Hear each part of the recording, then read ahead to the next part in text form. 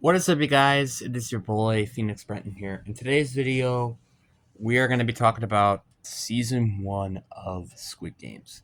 Now, before we get to today's video, there's a lot of things we're going to have to talk about. One, you probably realized the light in my room is a little different. It's because this light bulb, as you see me staring, or not staring at it, pointing at it, is currently out, so I can't use that currently. So I have a backup light, which is all the way over there. That's one. Two, because of how successful season 3 of Squid Games went, I went and rewatched Squid Game season 1. Well, I didn't fully rewatch season 1 because that would have just took too long. I skimmed through some of the parts, but still remembering most of the parts of it, obviously. And if you guys do want to see season 2, I guess it might just depend on how much likes there are, because I don't really know if I want to do season 2 or not. Because with how season 3 went, I don't know how I really feel about doing season 2. So I'm just going to be honest with that. But if you guys do want to see season 2, I will gladly make a video on it if it gets enough likes. Probably like 10 to 5 range, something about that. Probably like, I'll say 7. I'll say 7 in the middle. Yeah, third of all, like and subscribe. We're on the road again 700. We've been actually making immense progress as of late, so it'll be very huge. But anyway, enough said. Let's get into the video. And let's start off with what the summary of the season is. So we kind of followed this character, which his name is Gi-hun, I believe. And we follow him, see why he ended up going to the games, and seeing his mother, which funny enough, this is the only season we see her. Tell a little bit about that later.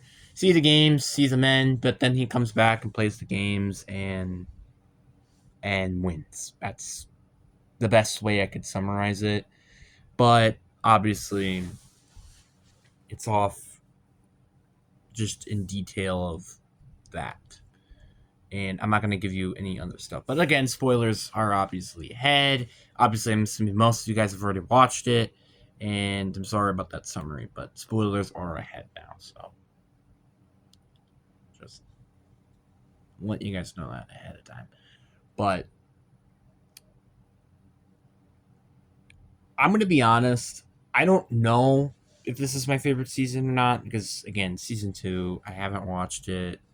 I feel like since it was released, which was it last year or was it part of this year? I don't quite remember, but I haven't watched it since then, which was like months ago.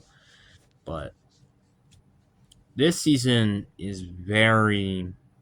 I think this is the longest season, if I'm not mistaken, with 8 episodes, or actually not even 8 episodes. I thought it was 8. It was 9 episodes, and I guess that's kind of the one thing that every season lacked was more episodes. I think that's like one of the biggest things that the entire thing lacked was just having all these episodes. They didn't had any episodes in them at all. Those were the only episodes. That was it. Like there were 6 episodes in the second one, and then there was 6 in the third one. Right? Is it just 6 in each? And out of all the seasons as well, they used the detective the best in this one. To be honest, not gonna lie, the detective, and the more I've realized this when I watched it, the more, like, I even asked about this today, even. I just realized, wow, you have literally no point of being in the freaking story. Because, like, literally, it's just him finding the island, finding his brother, and then the police find his place. That is all he does.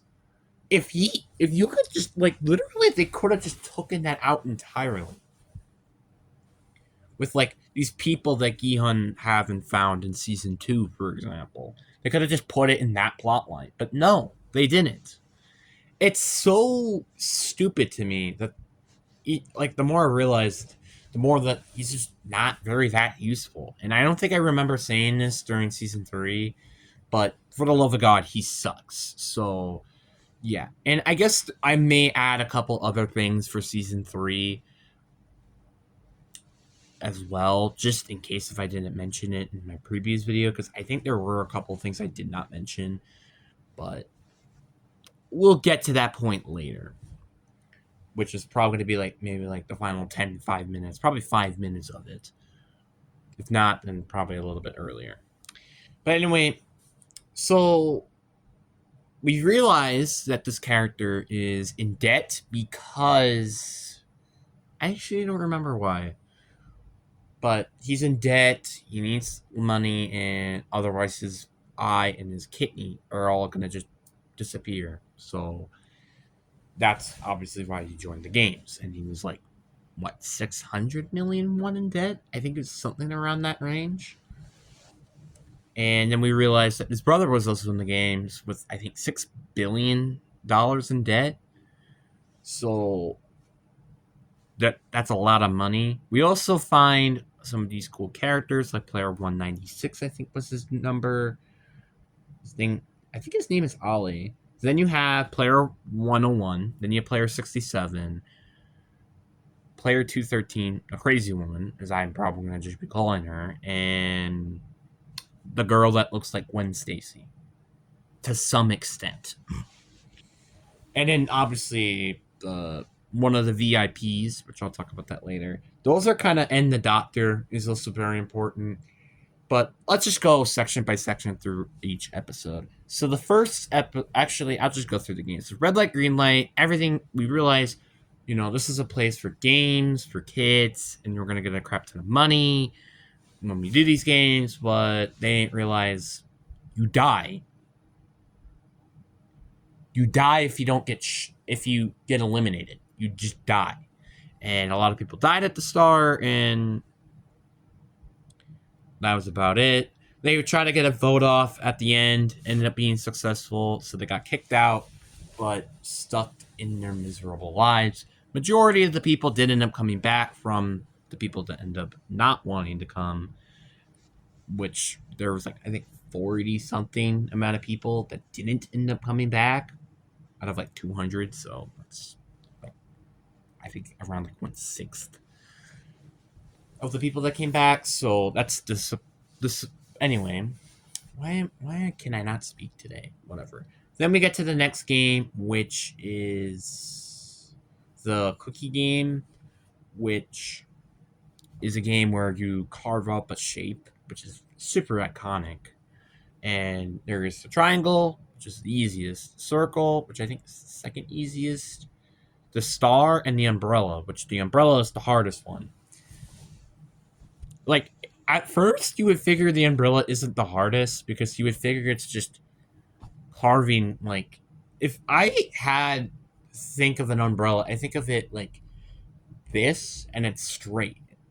It's curvy, which makes it difficult. But that's beside the point. Most of the characters that I already mentioned, well, actually, all the characters that I mentioned passed, but there were a couple of characters that already knew the game ahead of time. For example, player 218, Gihan's brother, knew this because of the shapes. The doctor knew it because, well, he's getting know what the next game is through doing surgeries to salvage organs for money, and then player 67 for seeing what was going on in the kitchen. Just an example. And because of that, they knew what the game was. Everybody survived. Gihan found a very good strategy, which is to just lick the freaking cookie and break it open. While the crazy lady and the dragon guy, player 101, or was it 111? I don't quite remember. They both use a burn tactic with the tool that they use to carve it out, and everybody else passed in that group. Then really nothing else really happened afterwards. Actually, yeah, I think there was like a fight going on, and then we get to the tug of war part, which this team qualifies with a very cool tactic, which is just to lean back at the start and then start pushing when they lose their grip, and then they took a couple steps forward and then had them lose their legs and then literally just fall off and die. And then we get to the next game, which is the game where you play with marbles, and when you have all the marbles, you win. And it actually, I think, in my opinion, is probably the best episode out of it, with just in general having these characters like actually have interactions, that we actually know what these characters, we're start to like learn these characters a little bit, and also a little bit of we knowing that player one is a VIP, which we'll talk about that a little bit later. So player 67 and the Gwen Stacy, which because I can't remember her name, they just went and played a one round. The Gwen Stacy purposely threw short, and then player 67 threw it across and won, which was honestly, not gonna lie, very selfless. Like, I'm not gonna lie. Like, if I was her, I would have not done that. But obviously, it's how that works. It's just crazy to me. It's nuts that that happened and what she did. It was also crazy to see, like, for example, the brother betrayed the Gihan's brother friend and freaking got away scot-free after looking like he was literally about to lose. And player 456 Gihan and player one of the VIPs, played the game where you had the marbles and you bet, blah blah blah. I don't remember what that game was called. I don't know, marbles. I don't know. Gihan looks like he's about to lose, but then player one lied that he forgot all these times and end up just letting him win anyways. Which, that was probably one of the most saddest things I've seen. Obviously, we knew he didn't die afterwards, which I'll talk about that later. But it's just crazy to me that, like, something like that happened. It's crazy. That was like the one time though that, like, one of the few times, and I'll say this multiple times, the few times that Gihan just straight up just wasn't, well, selfless or cruel, or not cruel, because, like, he kind of was pretty cruel, but at the same time, the old guy has lived for so long, and he was like, in his 30s, so he's a little bit more to live for. Actually, a lot more to live for it, unlike a guy who's like 78 and also has a brain tumor, so you already know he's gonna die anyways. So all that ends, and we find out that the crazy lady, who nobody picked as a partner, ends up just getting a free pass, which makes sense because what they try to do here is equality. Jesus Christ, my thumb burns. Anyway, then the next game is Glass Wall. Lots of people that I just mentioned already died, except the Sun, player 67 and player 456. Player 67 got scraped by the glass when it was exploding, and it turned out, I think it was player 17 knew the glass and which one was fake and which one was not, which I don't know why they didn't tell everybody that, which, whatever. And which then he died at the end. So then it became down to these three players, and right when Gihan was about to stab his brother, player 67, and this is just such a sad scene, but it's honestly true. It's like, don't do this. You're a good person at heart. And funny enough, 67 ended up dying to his brother afterwards, which I think is one of the most saddest things in the game, like, in general. Maybe besides Gihan dying, which I wouldn't say it's that sad because of how much bullshit happened, but despise the point. Then you got the final game, and Gihan won, but he actually was trying to end the games, but the brother ended up killing himself so that he could have all the prize money. Oh yeah, and also between the glass wall and marble game, somebody decided to hang himself because he lost his wife. Which, to be fair, I wouldn't. I don't know if I would have done that. Maybe I might have just done like something suicidal, but like not at the same time. So then I wouldn't go to hell because technically, you go to hell technically if you hang yourself. Just saying. Anyway, so after he wins, he actually gets a time to talk with the front man, and the front man explains basically why these games exist is basically for a betting contest. A little bit. Obviously, we need these games exist because they give people, the poor, an opportunity to win and be treated equally, unless they die. Obviously, then they just die or get eliminated, and they bet on them like horses. You know, like it's a funny reference to the first episode, and they bet on the horses, which is something that Yi Han references in season 3. Yay! Anyway, afterwards he goes to sleep, then tells everybody blah blah blah. Finds out his mother is dead because of the foot infection that happened, which was a little bit earlier.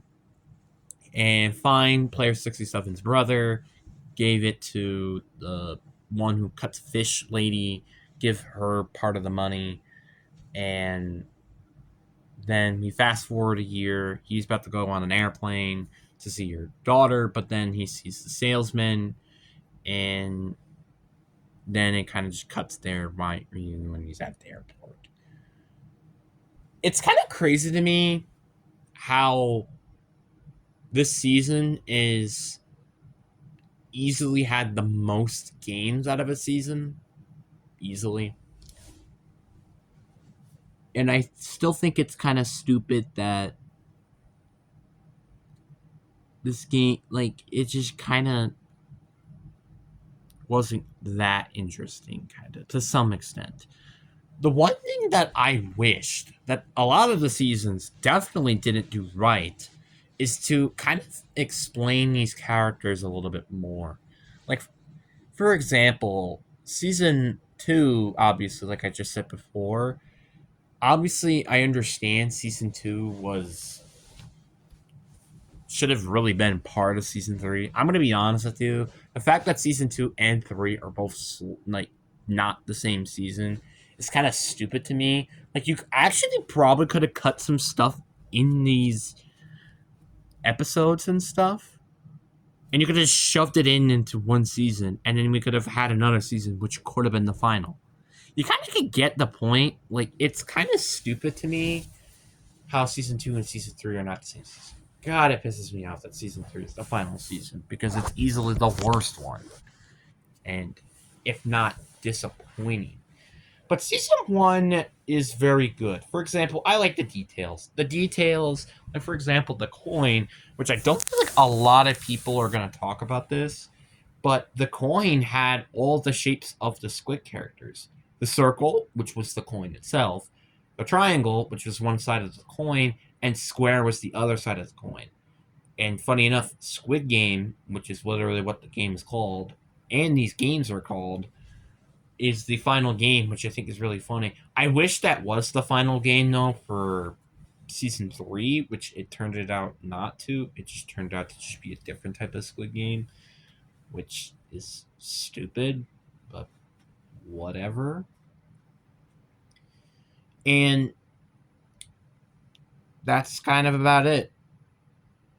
I do think that the characters are pretty cool, good, and fleshed out. Like, for example, Gwen Stacy and 67 were easily good and fleshed out during the Marble episode for good reason. And I'm very happy that they fleshed these characters out. Like, 218, for example, was in debt. worked at like a place and got a college scholarships and whatever. 196, the reason why he was in debt was because of not getting paid at all in part of Pakistan. So he was an illegal immigrant, stuff like that. It's just super interesting. But I obviously, the one thing I did want to know about that character before he died is why the heck did he lost his finger? Was it just because he wanted to cross the border or something? I don't know. And we like know like player 67, for example, end up was from North Korea to South Korea, trying to get her mom to South Korea from North Korea, etc. And I kind of like, the more I think about it, I like that season one. It feels genuinely like it is in South Korea. In season three, yeah, to some extent it does, but it kind of has that same excuse as season one. Like, I wish it was kind of like, oh, I just moved from China and I'm broke because, China's a communist country. Just like something example like that. Because that would be really cool and an interesting concept to why it being South Korea. Just an example. I'm not saying it like, oh, you got to do something different all the time. But just, again, a little bit of an example. Which I still think that season three isn't the end of the story. I just think it's the end of the series. Like, we're gonna probably see something like a side episode of why it takes place in the U.S. If I had to guess, but that's besides the point. Let's continue. So after also watching this, it just makes me really like. And I also like the fact that like the frontman at the end of season one was such a mystery. Like, yeah, we knew who the character was. It was the brother of the detective, but we kind of didn't know that much else outside of it, which is pretty cool. I like the fact that that exists. The one thing I do admit that I don't like is the VIPs. I did not mention this during season three, but I kind of just don't like the VIPs. We understand why they're in the story because of the horse thing, blah, blah, blah. But once again, that could have not even been a thing at all. It kind of frustrates me that they are a thing in season one and in season three, like, because they're just there as like comic relief and only have like one purpose in the story. That is it. They are a one-dimensional character that they're greedy and they do not care about human life and they love gambling. That is literally all they do, and it kind of frustrates me. But I do like the fact that at the end as well, which I forgot to mention this, at the end of the episode, before we get to the airplane stuff and blah blah blah, we actually find out that player one is alive, and it was because he was actually running the games and explained, like no one really cares or gives anything to these broke, in debt people, and they kind of just get left at the street. Like, for example, the game that was happening. And it just kind of sucked. And that's why he created the games. But I don't know why they did have to kill them, though. That's still the one thing I quite not understand. Because, like, what if you just eliminated them? As in, like, tasing them, putting them to sleep, and bringing them back to where they were. Why don't you just do that instead? I don't quite get why they did it like that, though. I don't get it. Like, they could have so easily just had a dart gun where they just put them to sleep for like 24 hours or maybe 48 hours or something, and they just wake up back at South Korea. That's like the one thing I still never understand with this entire story is, why do they die? Like, for example, in the horses thing, they don't die. They don't. Because that's not how that works. So I kind of just don't quite understand it. I just don't understand it.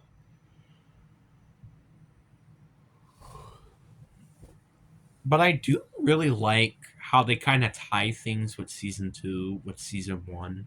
That's one thing I did definitely like. Like, for example, seeing the salesman and stuff like that. But I don't know why, though, in season one they dyed his hair red.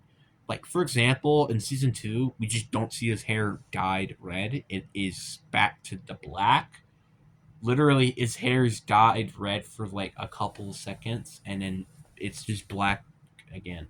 I also like the factor that they put chips into the people when they're in the games. That is really cool because, like, you never know what they're actually going to do. So I think it's a really cool concept and a cool idea.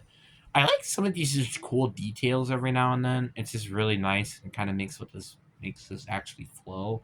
And it's kind of it. It's very good. I'm not gonna lie though. I don't think it's great. I don't think it's great. Like, I think it's a 7 out of 10 in terms of a season. Not because well, first of all, I like the fact that it's taking place in South Korea. But the one thing I just kind of never really liked is I kind of realized this after I was watching this. It just feels like you never really get to see the games to some extent. Like, for example, the Marvel game, for example, most of it was kind of just like story based. Like, it was kind of just telling the story and blah blah blah, which is a good thing. I won't deny that. But that's kind of the point of the downtime between the games. That's kind of what they're meant to be. And it kind of frustrates me that they do it like this, where they actually put the story during the games and stuff. That kind of pisses me off because, like, I kind of want to just enjoy watching the games. For example, like, rather like Greenlight, which I think in this and in the second one is really cool in terms of not even just in a story perspective, but in terms of a just watching the games perspective. Same thing with like the cookie game, and I think even the glass breaking game, and also the tug of war game as well, which also introduced a cool strategic strategy. And I guess part of the gum game, but the end wasn't really the game; it was more of the story, which is fine because it actually did it very well to that extent. While like season two, it's like they kind of mesh the game and then the story, and it just kind of doesn't feel that great. Like, they did it good with Red Light Green Light. I think they did it good in the second game, but then the third game it kind of lost its charm. The fourth one did gain it back. I won't deny with that. But the fifth game, not so much, and the sixth game was kind of just abysmal to watch. To be honest, it kind of just felt like the greediness versus the non-greediness to some extent. So 7 out of 10. It's a good it's a good season. Like, I won't deny it did very good and there were really some really great elements. But some of the problems I have kind of push it back. And not just that, just the problems I also have with the other seasons just also kind of push it back. Like, it's kind of like a project, for example. If season one, two, and three made the project of Squid Games, what, like, you're expecting me to just give season one an A+ because it did good but still had issues? Of course not. Like, obviously, I think if I compare these seasons together, if I'm not including season two, it just feels so much better than what it is from this. Because again, season three was very disappointing and pretty lackluster. I don't think it was really that good, really, the more I think about it. And season three, I think there's just a couple things I want to mention off my chest. Like the detective, that just entire story is just bull crap. You know what's another thing that's kind of bull crap, to be honest with you? Like, it's kind of just the whole detective thing in general. Like the fish betray part is like probably the only part that I think is kind of interesting and also makes sense.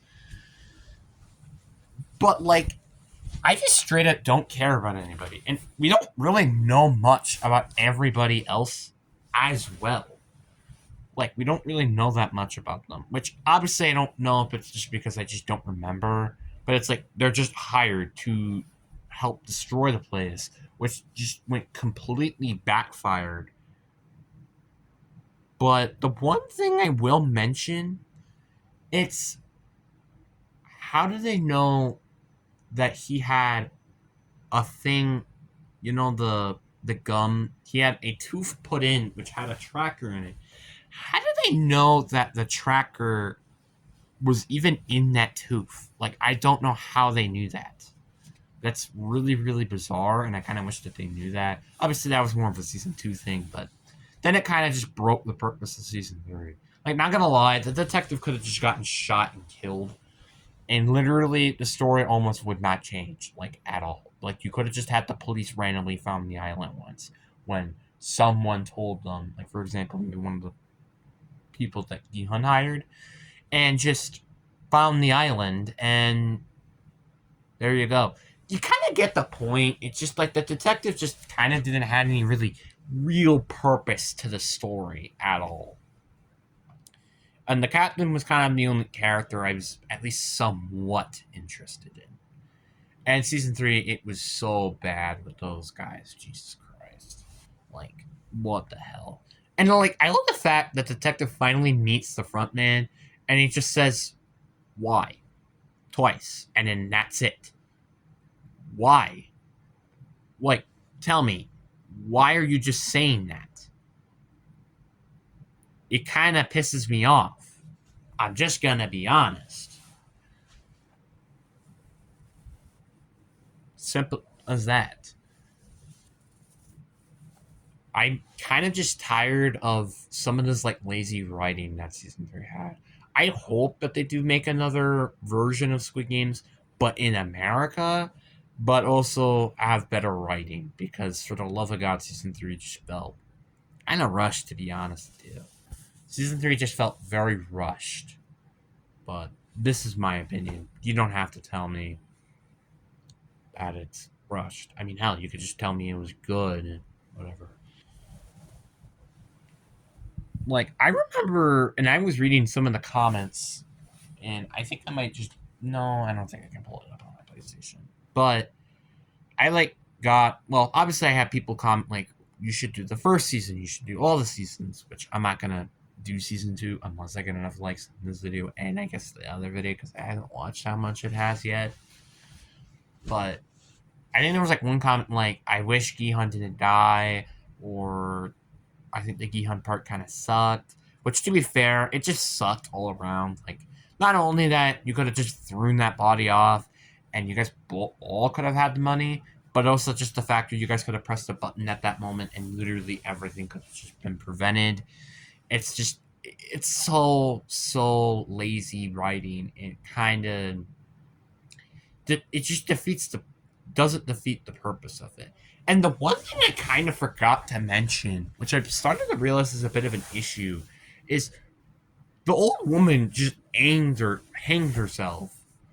And I kind of wish she didn't, because it would have been interesting to see how she could have done as a character that just was like mentally exhausted and insane. Like, it would be kind of cool to see like how could they wrote in a character where the mother lost his son and how would they continue to play the games and stuff.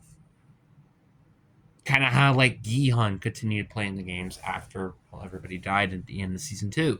It would have been a cool idea, but then he freaking dies or she just hangs herself. It's just it kind of hate kind of hurts the character a little bit, and not only that, it kind of hurts like her like personality, and it also just kind of throws a reference for no other reason at all because of the hanging part, as I said before. It just kind of frustrates me that that is how she was written as a character. But that's about it. But anyways, guys, I hope you guys enjoyed this video. I'm sorry I did kind of focus a little bit with season 3, but there's just some things I kind of just had to voice out after season 3 in that video. Anyway, I hope you guys enjoy. Peace.